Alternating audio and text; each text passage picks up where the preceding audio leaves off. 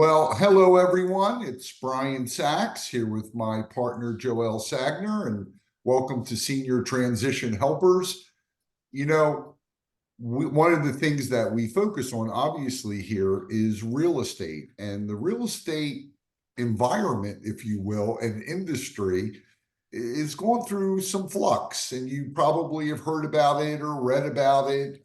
Maybe you're even going through it yourself. And one of the things Joelle and I hope to do in this episode is maybe clarify a little bit of what the real estate landscape looks like in terms of selling a property, buying a property.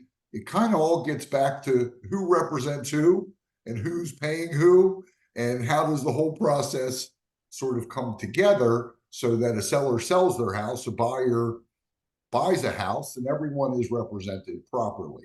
So with that, I'll let you take it away, Joelle. Good morning. Good morning. So I think maybe you brought up something about representation. Maybe we talk about representation real quick and what that is.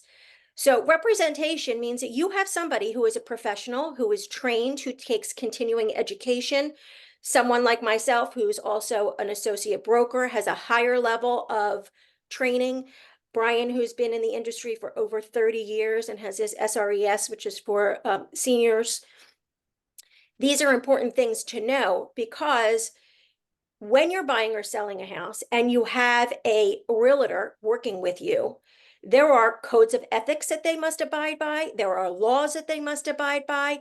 And these all protect you as both a buyer or a seller, so that you're not going to get down the road and have some problem in your deal where it falls apart, or you are not skilled at strategies to overcome some of these issues.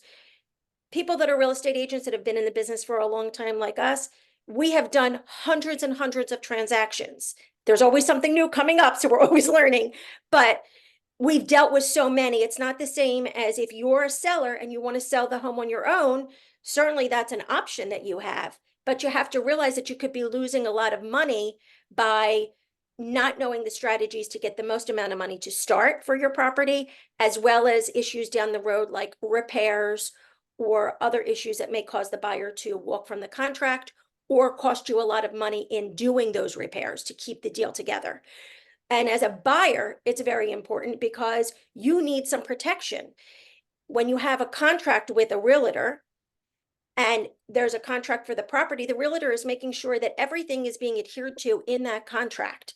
And if something isn't being adhered to, you have some recourse, where when you're doing it on your own without any representation, you're just on your own. And if you have a real problem, then you have a real problem. And you may not have the ability to overcome those. You could lose your deposit. There are lots of things that could happen in those circumstances. Do you have anything to add to that, Brian? Well, I'll tell you, I'm probably the most unhandy human being on the face of the earth. Okay. I tried to change a tire and I hit myself in the head with the crowbar and had to get stitches. So I liken this to people saying, oh, there's so many buyers out there, we're going to try to do this on our own. Well, and rightfully so, I get it, but it would be like me watching a YouTube video on how to take out my transmission and put in a new one. And yes, I could do it, but I can promise you I will experience a trip to an emergency room. And I can also promise you that car won't start at the end of the day. So did I save anything? No, I really didn't. Yes, there's a lot of buyer demand.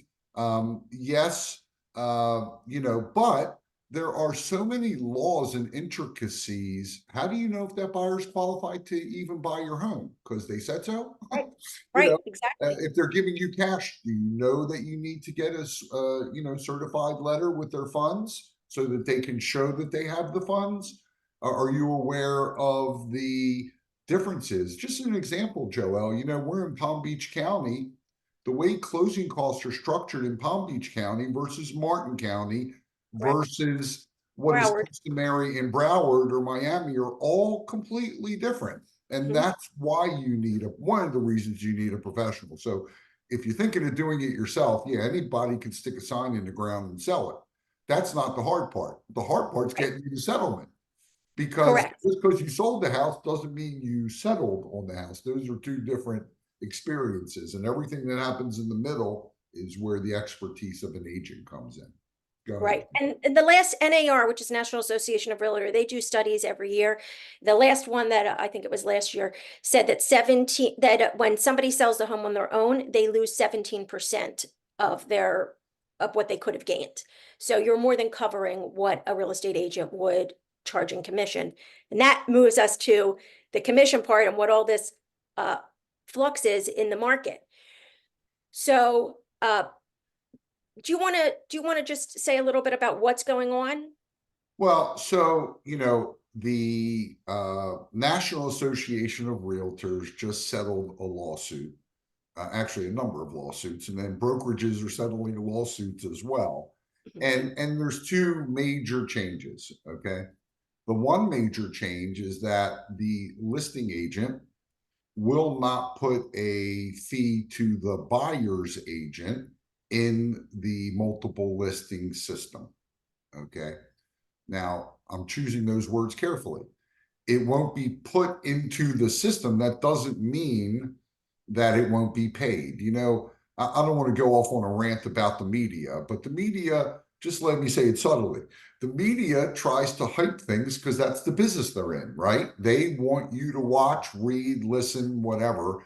And the more sensational the story is, the better. So I have people saying, oh, that 6% commission's gone.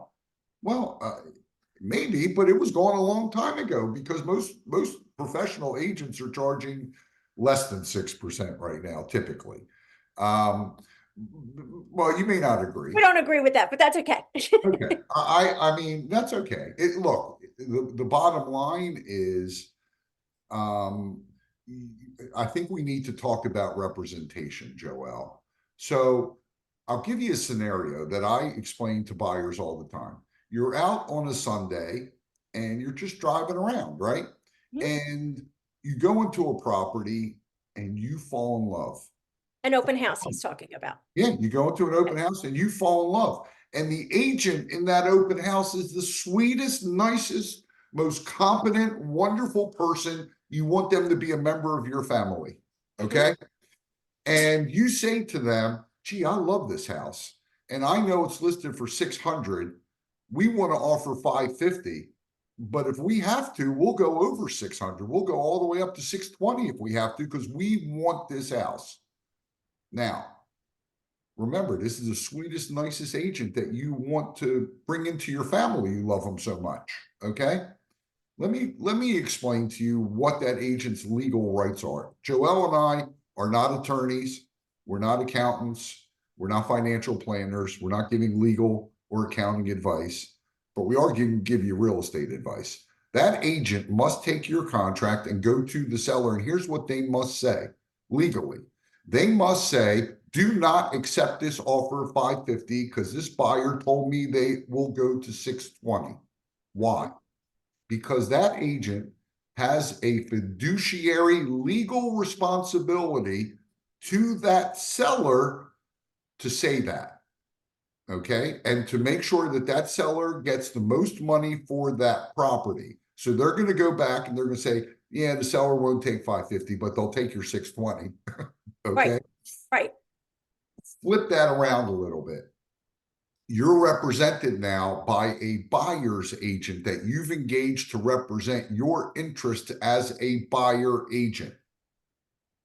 That scenario won't happen, okay? Right. Because you can take it from there, Joelle. What happens then? Right. So it won't happen as long as you've had a buyer consultation with your agent first, and your agent has done their job by letting you know, go to open houses. That's great. Do not give away your position. You never want to give away your position. So if you like a house, that's fine. Just walk through, do your thing, leave, and then call your agent. But yes, you're right, because your agent, of course, buyers always want to spend the least and sellers want to get the most. So your job as a seller's agent is to get the most. Your job as a buyer's agent is to pay the least. So also you have to understand that agents have relationships with other agents. So when you're working with an agent who has a network of agents that they work with and they know the agents in the area, then one agent may want to work with another agent more than another because they've had a good experience with them. And that's a very impactful thing, because let's say you are putting in an offer on a property and there are 6 other offers, but the listing agent knows something about the 5 other agents and she doesn't really want to work with them because deals don't get to the table, or it's a hassle, or they always ask for whatever. But they know you, they know you're a professional, and they want to work with you. That's going to help your offer more than anybody else's, because again, as Brian said, you want to get to the settlement table. There's nothing worse than when you find a house you really want, or you have a listing and you have a buyer and you really want to get to the table, and it falls apart and you've got to start all over again. So your agents are going to help keep that deal together and make sure that both sides are protected.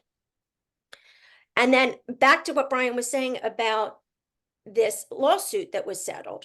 So I want to make sure everybody understands commissions have always been negotiable. There is nothing different here. This settlement really hasn't changed much, other than what Brian said about you won't see the buyer's agent commission in the listing. But of course, as everybody knows, think about it logically, a buyer's agent isn't going to work for nothing. Nobody wants to work for nothing, right? We work so that we can have money to take care of our families and do the things that we need and want to do.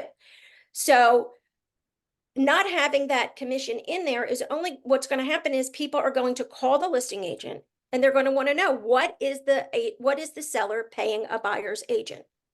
And if the seller rather, is not paying any commission to the buyer, what do you think would logically happen? So either the buyer is going to have to pay the agent's commission, or that's not a property the buyer is going to go after because they can't or don't want to pay an agent's commission. Make sense? Makes sense. It's exactly correct. Right. So the whole thing about it is that commissions have always been negotiable. You can have always said all along, I'm not paying a buyer's agent. You could have said that. Everything is negotiable. So there's not a lot of change here, but when you have sellers based on what they're reading in the media and what's going on, I've had a lot of sellers say to me, well, I don't have to pay a buyer's agent commission. Nope, you do not. But if you want your house to sell and your house is not offering a buyer agent commission and the house down the street is offering a buyer's agent commission, what's going to happen? You're not going to get the traction you want. Right? And I just one thing, and you really explained it extremely well, Joelle. I just want to make sure everybody has this one takeaway. You buying a home need to engage a buyer agent that will address your needs and make sure that you get the best house for the lowest price and the best terms. Sometimes lowest price isn't really the only thing. The best terms are really the most important. 100%. Terms that you can live with. And that if you are selling a house, you're going to have a listing agent that represents your needs as a seller, which is to sell it as quickly as possible for the highest amount of money. You don't want to work with a buyer's agent if you're selling your house. You don't want to work with a seller's agent if you're looking to buy a house. Everyone needs someone to represent. Think of it as a court case. You got a plaintiff and you got a defendant. Okay. Right. You want someone to represent your needs and to negotiate and be skilled at making your needs, getting your needs met. That's the big aha here for everybody. Okay. You're right, Joelle. Nothing's changed. It all changed. And at the same time, nothing's changed. Right. I love that analogy that you gave because it's really apt. And I think it's something that people can really wrap their brains around. Yeah. You're not going to, tell the plaintiff's attorney, hey, I did kill him. Your job's to get off. Right. So it's very much the same in real estate. And, look, we love to bring you information on real estate, on finance, everything related to senior care. That's what Senior Transition Helpers is all about. We're really trying to be that, as it says, one-stop, honest and caring transition solution. So I'm going to ask you watching to do us a favor, okay? If you got value, like us, subscribe to us, hit the subscribe button. And if you have a question, feel free to reach out.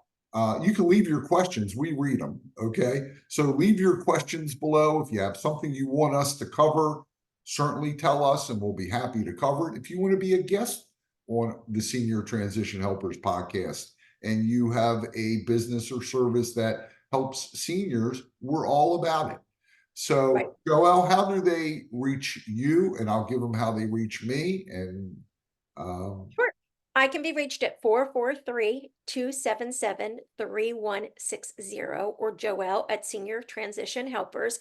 Also, if you have a topic that you would like us to discuss, please let us know. And you can reach me at 443-324-8424. You can also email me, Brian, Brian. I try to spell it that way, at seniortransitionhelpers.com. And we'll be back next week with another episode. Thank you so much. Have a blessed day.